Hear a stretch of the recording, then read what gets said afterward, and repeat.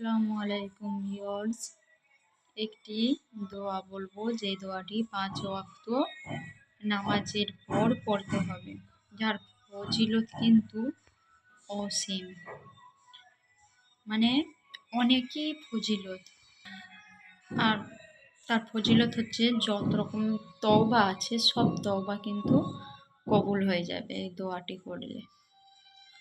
তারপরে তওবা কবুল হওয়ার সাথে সাথে সব রকমের হালাল দোয়া কিন্তু কবুল হবে, সব যে কোনো দোয়াই কবুল হবে। তারপরে সকল কাজ কিন্তু সহজ হবে এই দোয়াটি করার ফলে। সমস্ত রকম কাজ খুব সহজ হয়ে যাবে। খুবই শক্তিশালী একটি দোয়া। তো যাই হোক, দোয়াটি এখন আমি বলছি। রাব্বানা তাকাব্বাল মিন্না ইন্নাকা আনতাস সামিউল আলিম ওয়া তুব আলাইনা ইন্নাকা আনতাত তাওয়াবুর রহিম। আমি আর একবার বলছি দোয়াটি।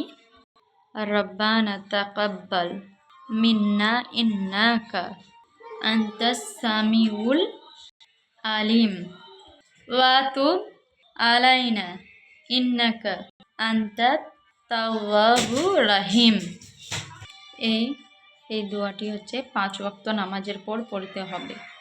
এই একটি দোয়ার মধ্যে কিন্তু সমস্ত রকমের চাওয়া পূরণ হবে।